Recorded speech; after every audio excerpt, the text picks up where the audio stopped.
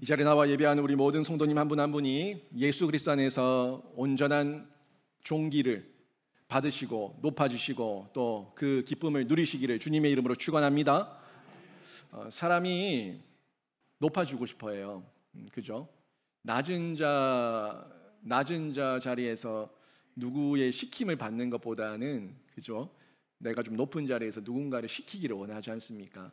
그리고 어떤 부딪힘이나 마찰이 있으면 항상 이기기를 원하는데, 이게 저희들의 편협함 때문에 그 높아지고 또 이긴다는 영역에 대해서 착각을 많이 해요. 오해를 많이 한다는 거죠. 물리적인 높아짐, 물리적인 승리만을 높아졌다, 승리했다고 얘기하는데, 이거는 세상 가치입니다.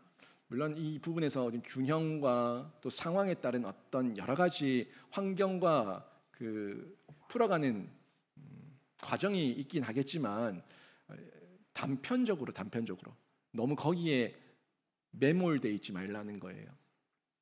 높은 자리에 앉은 거, 그것만 높아진 겁니까? 뭐 강대상, 여기가 뭐 우리 교회는 조금 낮은 편이지만 다른 교회들 보면 엄청 높은 교회들 있잖아요. 강대상 완전 쳐다보다 못 부러지겠어요.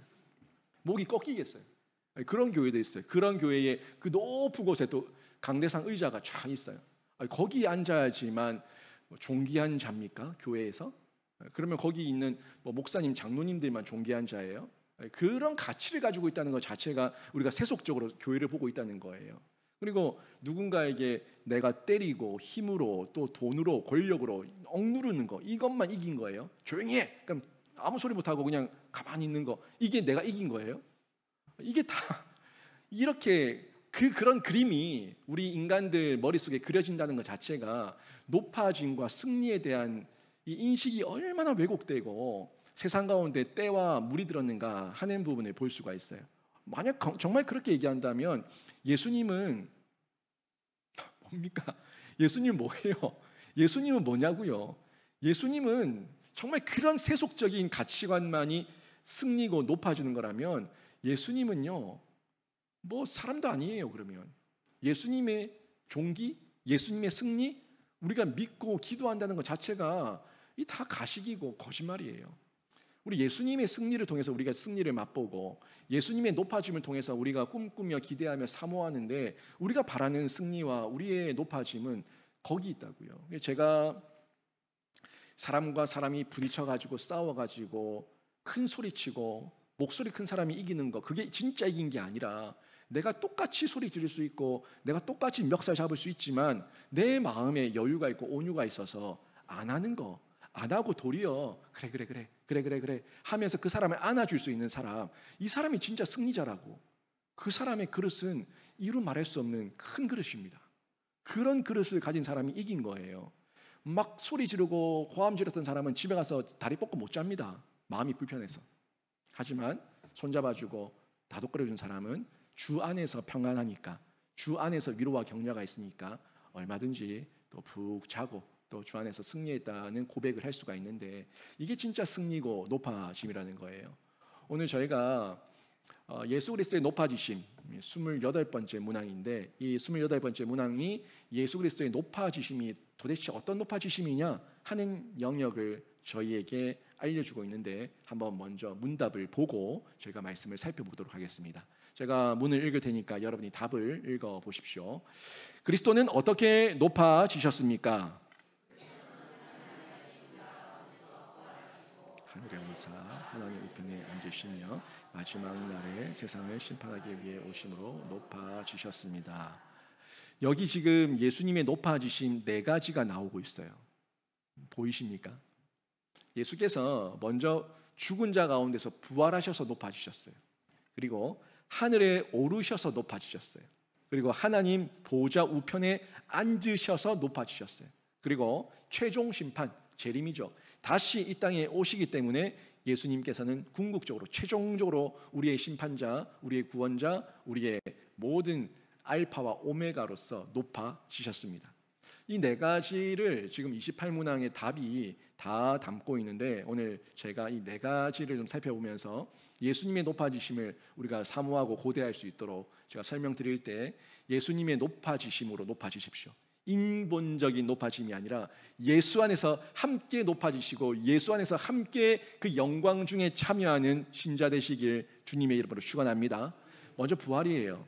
이 예수의 부활이 예수님에게만 끝난 게 아니라 우리에게 주어질 부활이지 않습니까? 그래서 예수님의 부활로 높아졌다는 것은 나를 부활시키셔서 예수님처럼 높여주시겠다는 하나님의 약속이에요. 이 예수님의 부활 사건은 인류에서 예수님밖에 없는 사건입니다. 물론 예수님 이전에도 예수께서 사역하시는 중에 공생애 중에 죽은 자를 살리신 사건이 있어요. 나사로 살렸고요, 야이로의 딸 살렸습니다. 죽은 자를 살리셨는데 한번 생각해봐요. 그래서 그 나사로가 지금도 살아 있습니까? 야이로의 딸이 지금도 살아 있습니까?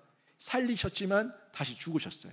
그러니까 세상에서 지금까지 부활한 이후에 지금까지 영원토록 통치하고 영원토록 살아있는 분은 예수 그리스도밖에 없다는 거예요. 잠시 살렸다 하더라도 의사가 또는 어떤 기적적인 사건으로 죽었다가 살아났다고 하더라도 그 사람이 영원히 살지 못하기 때문에 예수 그리스도와의 부활과는 비교할 수 없는 거예요. 예수님의 부활은 궁극적이고 영원한 부활이고 그들의 잠시 깨어남은 그냥 잠시 눈 떴다가 다시 감은 거예요.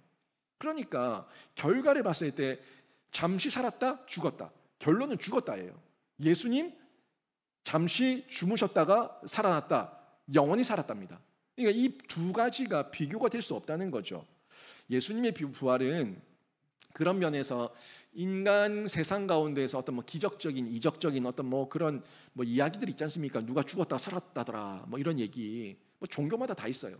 근데 그런 종교 속에서 얘기하는 죽었다가 살았다더라 하는 얘기와 비교하지 마시라는 거예요. 이 부활은 영원한 부활입니다. 그리고 이 부활은요, 창조의 때와 또 비교할 수 없는 완전한 회복이에요.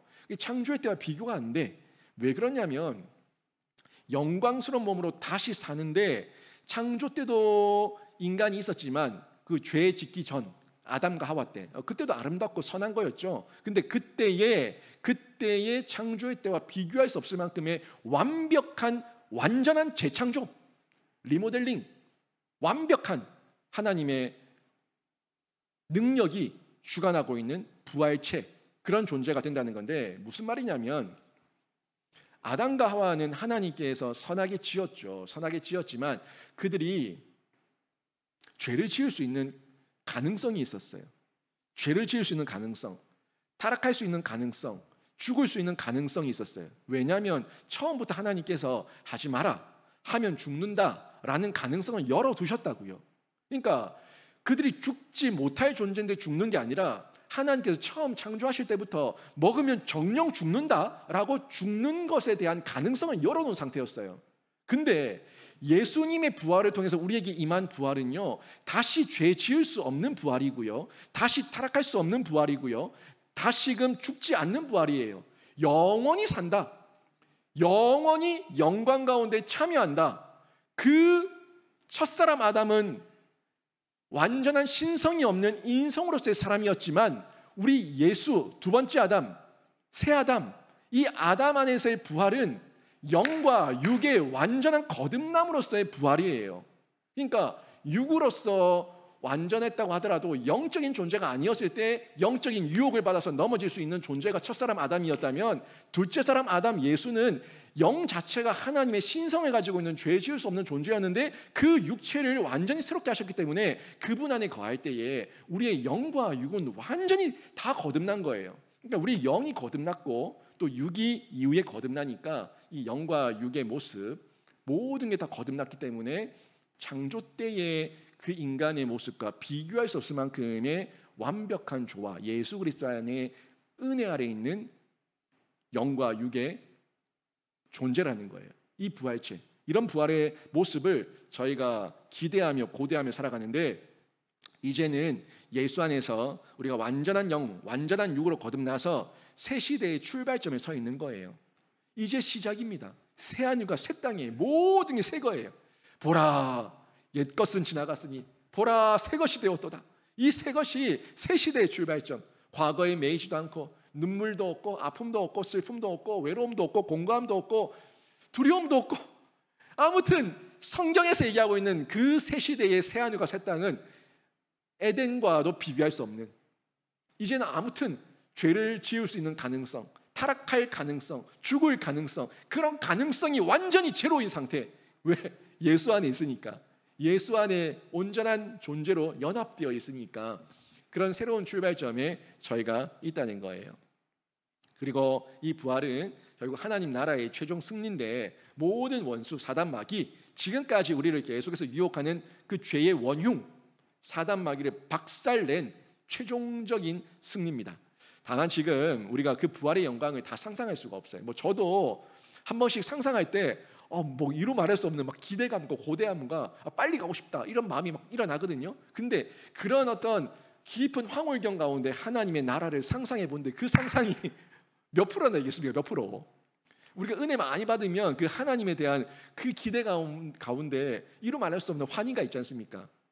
혹시 없어요? 없어요? 그런 게 있어야 돼요. 그런 환희가 우리 성도에게는 있어야 돼요. 찬양 부르다가 환희가 느껴지고, 기도하다가 황홀경에 빠지고, 그냥 하나님만 바라보고 고대하는 가운데 비가 내리고 찬양이 흐르면 예수님 생각하고 이런 황홀경에 기쁨과 즐거움이 있어야 되는 거예요. 그게 우리 신자의 맛입니다.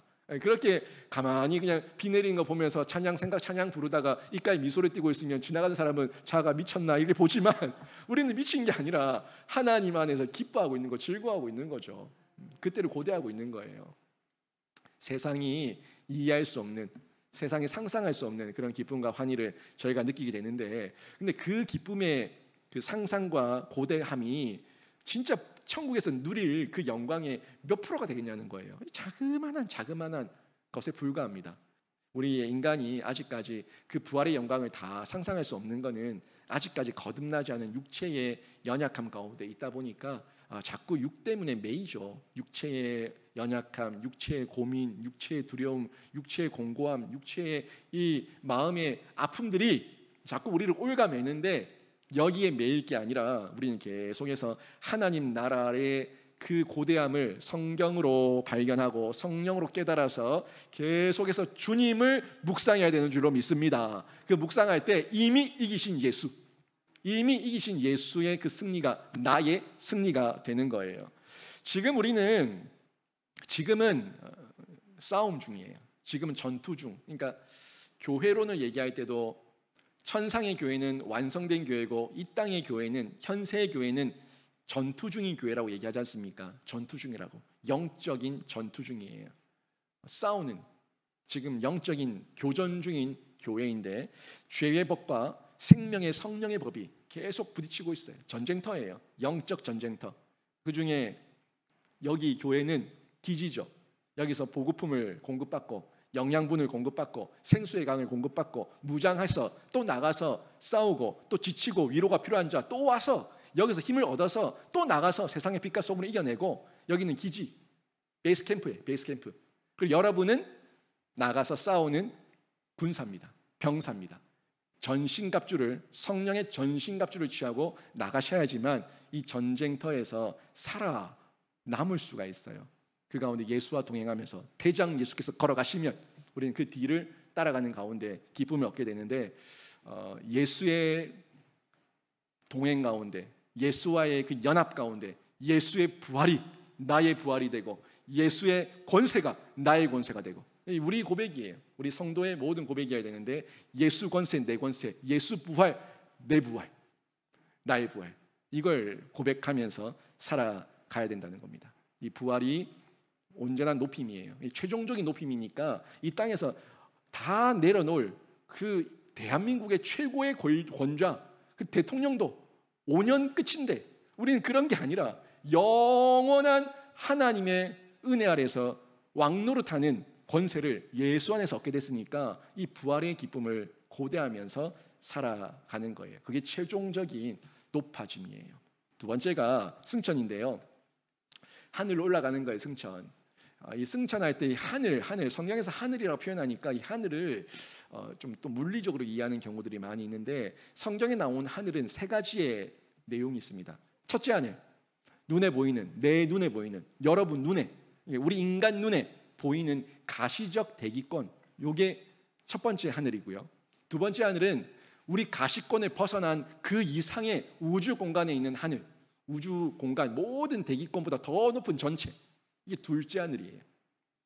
셋째 하늘이 있는데 이 셋째 하늘은 이런 어떤 물리적인 하늘이 아니라 우리 하나님께서 통치하시는 곳, 천사들과 하나님을 믿는 백성들과 신자들이 거하는 곳, 하나님 나라, 새하늘과 새 땅, 여기를 또 하늘로 비유해서 성경이 표현하고 있다는 거예요. 그러니까 하늘을 얘기할 때 이게 첫째 하늘이냐, 둘째 하늘이냐, 셋째 하늘이냐, 이걸 그 문맥을 통해 가지고 지금 하나님께서 말씀하시는 그 하늘이 어디냐 하는 걸 이해하시면서 보셔야 된다는 거예요. 이게 하늘이라고 다 똑같은 하늘이 아니라 하나님께서 의도적으로 전달하고자 하는 하늘의 의미가 있으니까 그 뜻을 분별하시라는 겁니다. 근데 우리가 지금 얘기하는 이 승천으로 올라가는 그 하늘은 셋째 하늘이죠. 우리 하나님께서 우주공간 안드로메다에 가는 거 아닙니다. 하나님의 새하늘과 새 땅으로 가는 거예요. 우리는 그 새하늘과 새 땅에서 영원토록 왕노릇하게 되는데, 거기를 예수님께서 말씀하시기를 우리 아버지의 집, 낙원, 하늘 이런 식으로 표현을 하셨다는 거예요. 근데 우리 예수님이 승천하실 때는요, 하늘에서 내려오실 때와 다시 올라가실 때가 다른 모습이에요. 다른 모습. 그러니까 오셨을 때의 그 예수와 다시 가실 때의 예수가 다르다는 거예요. 어떻게 다릅니까? 오실 때는 예수님께서 어떤 상태로 오셨습니까? 오실 때는 신성만 가지고 오셨어요. 그렇죠? 예수께서 이 땅에 오실 때는 신성만 가지고 오셔서 이 땅에 있는 인간의 육체에 입으신 거예요. 근데 가실 때는 신성만 가신 게 아니라 육체를 같이 데리고 가셨어요. 본 모습 그대로 다시 오시리라. 부활하신 그 육체의 예수께서 승천하시는데 천사들이 빤히 쳐다보는 제자들에게 뭘 그렇게 보느냐? 너희가 보는 그 예수는 올라간 그대로 다시 오시리라 말씀하고 있어요. 늙지도 않아요. 변하지도 않아요. 올라간 모습, 그 영광 중에 그대로 다시 오신다고 얘기하고 있는데, 이 땅에 오시기 전은 신성을 가진 하나님으로서의 존재로 이 땅에 오셨고, 이 땅에 오셔서 육체를 입으신 이후에 부활하셔서 승천하실 때에는 이 육체까지 함께 데리고 가셨다는 거예요. 인성도 같이 가셨다는 건데, 이게 우리의 모습이에요. 만약에 예수께서 육은 내버려 두시고 영만 가셨다 그러면은 우리는 더 이상 부활이 필요 없어요. 근데 예수께서 육체가 부활하셔서 연합되셔서 가셨기 때문에 우리에게 마지막 최종적으로 육체의 부활을 얘기하고 있지 않습니까? 그리고 우리도 그 모습 그대로 우리도 함께 간다고 말씀하고 있는데, 우리가 부활한 후에 예수님과 함께 예수의 그 부활의 첫 열매, 그 모습 그대로 우리도 그 열매를 닮아서 열매의 모습으로 동일하게 하나님 나라에 가게 된다는 겁니다. 예수님은 이 땅에서의 모든 구원 역사를 마치고 승천하셨는데, 그 승천에도 이유가 있어요. 그냥 가신 게 아니에요. 지금 데리고 가시지 왜 먼저 가십니까? 승천에도 다 이유가 있어요. 그 첫 번째 이유가 하나님 보좌 우편에 앉기 위해서 가셨어요. 하나님 보좌 우편에서 아직까지 하나님의 구원 역사를 더 이룰 교회를 위해서, 교회의 그 선교와 교회의 지경을 넓히는 하나님 나라의 확장을 위해서 하나님 보좌 우편에 앉기 위해 올라가셨고, 그리고 그 가운데서 우리가 고군분투하며 전투하는 가운데 믿는 자들의 수를 더할 때에 우리가 거할 거처, 하나님 나라의 우리의 거처를 준비하시기 위해서 가셨어요. 그리고 우리가 궁극적으로 이 땅에서 그 전투를 잘 감당할 수 있도록 우리에게 능력을 주셔야 되는데, 그 보혜사 성령님을 보내시기 위해서 가셨어요. 예수님께서 올라가시는 게 유익하다고, 내가 가야지 보혜사 성령을 내가 너에게 보낸다라고 말씀하셨는데, 육으로만 매여 있는 예수가 아니에요. 만약에 예수님께서 안 가시고 육체로 아직까지 계신다면 다 그 예수님을 보기 위해서 뛰어다닐 겁니다. 그죠? 예수님이 어디 계시냐? 예루살렘에 있냐? 로마에 있냐? 대한민국에 있냐? 어디 있냐? 다들 예수님 앞에만 올라갈 건데, 아니라 하나님 나라의 지경은 온 지구 열방 민족이기 때문에 예수께서는 올라가시고 보좌 우편에서 우리를 위해 중보하시며 우리를 위해 간구하시며 우리에게 세임과 능력을 주시며 보혜사 성령을 보내셔서 있는 모든 곳곳에서 그 역사를 이뤄가게 해 주셨다는 겁니다. 현세, 내세 모두가 우리가 예수만 바라볼 때에 이 승천에 동참하게 되는데, 여러분 저희가 이 땅에 매여서 천년만년 살다가 여기서 끝날 인생 아닙니다. 이 땅에서 잠깐 살다 우리는 낙원으로 천국으로 이사갈 존재라는 걸 기억하시고 최종적인 영육의 완전한 부활로 승천할 그때를 고대하는 신자 되시길 주님의 이름으로 축원합니다. 그리고 예수께서 보좌 우편에 앉으셨지 않습니까? 이 보좌 우편에 앉으신 게 우리도 왕노릇하는 거예요. 앉으신 분은 예수죠. 예수께서 앉으셨지만 우리가 예수와 연합되어 있는 중에 예수 안에서 우리도 왕노릇하리라. 그 왕노릇하리라가 왕이 되는 게 아니라 왕노릇하는 거예요. 왕노릇하는 거예요. 진짜 왕은 우리 주님이시고 우리 예수시고 우리는 왕노릇하며 그 안에서 연합되어서 기쁨을 누리는 건데, 에베소서 1장 20절 말씀, 오늘 읽었던 말씀 한번 보십시오. 여기 보면 9절, 19절도 마찬가지고 그의 힘의 위력으로, 그의 힘, 하나님의 힘의 위력이에요. 20절, 그의 능력이, 예수, 하나님의 능력이, 하나님의 능력이, 이렇게 읽으시면 돼요. 그리스도 안에서 역사하사 죽은 자들 가운데서 다시 살리시고 하늘에서 자기의 오른편에 앉으사. 하나님께서 예수를 그렇게 권능 중에, 능력 중에 높이셔서 하나님 보좌 우편에 하나님께서 친히 앉히셨다는 얘기입니다. 얼마나 거룩한 일입니까? 대단한 거예요. 영광 중에 이렇게 말씀하고 있는데, 예수님의 승천은요, 한 번 일어난 일이지만 영원한 다스림이에요. 한 번 일어난 사건이지만 한 번으로 끝나는 게 아니라 승천과 동시에 영원한 다스림. 왜? 하나님 보좌 우편에 앉아 있으니까. 그런 측면에서 성경에서 얘기하는, 구약에서 얘기하는 승천했던 사람들과는 구별된다는 거예요. 그러니까 무슨 말이냐면, 구약에 보면은 승천한 사람들이 있어요. 죽지 않고 승천한 사람 누굽니까? 에녹이 죽지 않고 승천했어요. 또 누구예요? 엘리야가 죽지 않고 승천했어요. 물론 이런 분들도 승천했지만 그들의 승천과 하나님, 우리 예수님의 승천은 다르다는 겁니다. 그들은 그냥 승천한 거고, 예수님의 승천은 하나님 보좌 우편에 앉히시기 위해서 하나님의 능력을 올리신 거예요. 그리고 거기 앉히셔서 영원토록 그 보좌에서 통치하게 하신다는 거죠. 그런 측면에서 아까 봤던 부활, 잠깐의 부활과 다르고, 또 사람의 그 어떤 인간의 승천과 다르고, 하나님의, 우리 예수의 부활과 승천은 완전히 다르다 하는 영역을 볼 수가 있습니다. 결국 보좌 우편에 앉으신다는 거, 이거는 예수님께만 허용된 권한이고 능력이고 하나님의 은혜라는 거죠. 이 보좌 우편에 앉으셔서 하나님께서 예수를 지극히 높여주시고 모든 영광과 존귀와 권위를 주셔서 지금도 우리를 통치하고 있다는 겁니다. 그동안 배웠던 저희가 그 예수님의 삼중직, 선지자로서의 예수, 제사장으로서의 예수, 왕으로서의 예수, 이걸 다 봤는데, 결국 이 선지자, 제사장, 왕으로서의 예수께서 그 선지자의 직과 제사장의 직과 왕의 직을 이 땅에서만 하고 끝낸 게 아니라 지금도 이어가고 있지 않습니까? 이어가는데 이어갈 수 있는 권한이 어디서부터 나오냐? 하나님 보좌 우편에서 나온다는 얘기예요. 하나님 보좌 우편에서 여전히 우리를 다스리시고 선지자로, 제사장으로, 왕으로 우리를 위로하시고 격려하시고 또 하나님 앞에 간구하시고 우리를 위해 보혜사 성령을 보내셔서 위로하시고 통치하시고, 이 능력들이 다 일어나고 있는 거예요.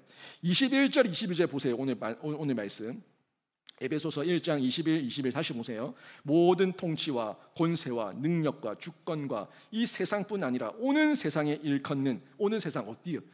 우리 주님 새하늘과 새 땅, 오는 세상, 이 모든 것에 일컫는 모든 이름 위에 뛰어나게 하시고, 모든 이름 위에 최고의 이름, 최고의 왕으로서의 이름, 그 이름을 주셨다는 거예요. 그 다음 21절 보세요. 또 만물을 그 발 아래에 복종하게 하시고 그를 만물 위에 교회의 머리로 삼으셨느니라. 여기는 전투하는 교회, 저 천상의 교회는 영원한 교회. 그 영원한 교회의 머리가 누구? 예수 그리스도, 왕좌에 앉으신 분. 그분을 저희가 높이게 될 것에 대해서 이미 성경을 통해서 다 말씀하고 있는 것을 볼 수 있습니다. 결국 우리 예수님 선지자로 이 땅에 오셔서 그 보좌에서도 우리에게 성령을 보내주셨죠. 그 성령이 우리에게 임하니까 성경을 깨닫고 적용하고 순종하며 우리가 살아갈 수 있는 거예요. 이 보좌에서 행하시는 일입니다. 예수께서 선지자로 지금 일하고 계신 거예요. 그다음 제사장으로 우리를 위해서 중보하시며 간구하셔서 우리의 죄를 속량해 주시고 우리에게 복을 선언해 주시는 제사장, 하나님 보좌 우편에서 하나님께 아버지, 아버지, 저 자를 보지 마시고 저를 보시고 저와 동행하는 저자를 용서해 주시옵소서. 우리 하나님의 예수 그리스도의 중보예요. 아버지, 저 죄 많은 인생 보지 마시고 저 죄 많은 인생을 위해 죽은 저를 보시고 속량해 주시옵소서. 우리 예수께서 친히 그 보호자 우편에서 중보하며 간구하고 계시는 거예요. 그리고 왕으로서 지금도 영원토록 내세에도 우리를 친히 다스리신다는 겁니다. 이제 우리가 신자로서 예수 믿는다는 것 그냥 쉽게 생각하지 말고, 예수 믿는다, 예수님께서 승천하시고 부활하시고 보좌에 앉으셨다, 이걸 어떻게 좀 막연하게 이해하지 마시고 선지자, 제사장, 왕으로서의 이 세 직분을 이해하시면서 예수를 더 의지하시기를 바랍니다. 깨달아지지 않을 때, 마음의 둔탁함 가운데 영적인 답답함을 느낄 때 선지자로서의 예수가 필요하고, 우리에게 복의 통로로서 하나님께서 대로를 열어주시고 좀 문제가 풀어지고 해결되기를 바랄 때에 하나님 앞에서 제사장으로서 예수가 필요하고, 우리의 통치, 우리의 왕권으로서 나의 최종적인 주인으로서 예수가 필요할 때 왕으로서의 예수가 필요한 거예요. 이 모든 영역을 좀 두루두루 이해하셔서 좀 막연하게 아는 예수가 아니라 선지자, 제사장, 왕으로서의 이 예수를 매일같이 느끼는 신자, 누리는 신자 되시길 주님의 이름으로 축원합니다. 이 마지막이 재림이에요. 재림. 이 재림은 이제 끝이, 최종적인 끝이 아니라 새로운 시작이에요. 아까 얘기했지만 끝이 아니라 새로운 시작의 출발점. 영과 육이 하나가 되어서 예수께서 영광 중에 임하실 때 산자는 산 그대로 올라가 육의 거듭남을 입고, 죽었던 자는 영이 육이 다시 만나 영과 육의 완전한 거듭남으로 하나님의 그 예수의 영광에 참여하게 되는 이 재림, 이 재림을 저희는 고대하는데, 그때에 주님께서 오시면 다시 산 자와 죽은 자, 영원히 살 자와 영원히 죽을 자를 최종적으로 심판하러 오신다는 거예요.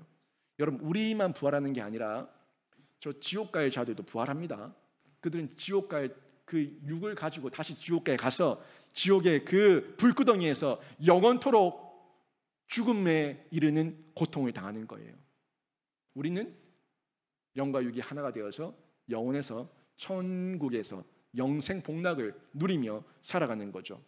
결국 예수 그리스도께서 모든 구원의 최종 결정과 결과를 우리에게 허락하시는 거예요. 그러니까 모든 최종의 절정, 재림입니다. 재림, 하나님의 심판대 앞에 서야 되는 거예요. 그 최종적인 결정, 결과, 하나님께서 나를 보지 않고 나를 덮은, 나를 위해 부활하시고 승천하시고 보좌에 앉으신 그 예수를 보시고 의롭다 여겨주시고 패스오버, 통과시켜 주시는 거예요. 천국에 이르게 하는 거예요. 이걸 저희가 다 고대하며 살아가는데, 육의 부활이 있습니다. 그 재림 때에 마지막 육의 부활이 있다는 거예요. 새하늘과 새 땅 들어갈 자, 불못에 던져질 자 확실하게 나누십니다. 지금은 뭐 별 차이가 없어 보이죠. 여기 앉아있다고 다 신자 같죠. 예수 믿는다고 자기 프로필에 종교란에 기독교라고 적으면 다 이 사람 뭐 예수 믿는 성도인가 보다라고 생각하죠. 이거는 물리적으로 우리가 볼 수 있는 눈의 한계예요. 하나님은 마음의 중심을 보시고 양과 염소를, 알곡과 가라지를 마음의 중심으로 예수의 의가 있냐 없냐를 보시고 분별하셔서 정확하게 결정하시고 최종 심판을 행하신다는 거예요. 주수할 때가 되면 확연하게 다 드러나게 되어 있습니다. 여러분, 이처럼 예수 그리스도의 높아지심은 신자의 삶에 있어서 최종적인 희망이에요. 너무 이 땅에 희망을 많이 두지 마세요. 돈 좀 있다고 교만하지 말고 돈 없다고 주눅들 필요 없어요.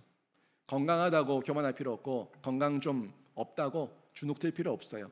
다 두고 갈 거예요. 어차피 돈 10원도 내가 천국에 갖고 가서 쓸데없고 가져가지도 못하고, 내 건강 여기서 허랑방탕하게 쾌락을 일삼다 죽는 육체가 있는가 하면 주님 나라 위에 헌신 봉사하다 하나님 앞에 영광되게 들림받는 영혼이 있습니다. 이 땅에서 최종적인 희망을 두지 마시고 우리 신자의 최종 희망, 소망은 예수 그리스도의 높아지심이 나의 결론이라고 예수 그리스도를 바라보며 그 모델 되시고 본이 되신 예수 그리스도 안에서 여러분 담대하시고 그 존귀함 가운데 기뻐하시기를 주님의 이름으로 축원합니다. 그리고 계속해서 닮아갑시다. 예수와 연합하는 가운데 이기시고 승리하시고 예수님의 이 영광을 사모하며 날마다 예수 더 닮는 신자 되시길 주님의 이름으로 축원합니다. 아멘.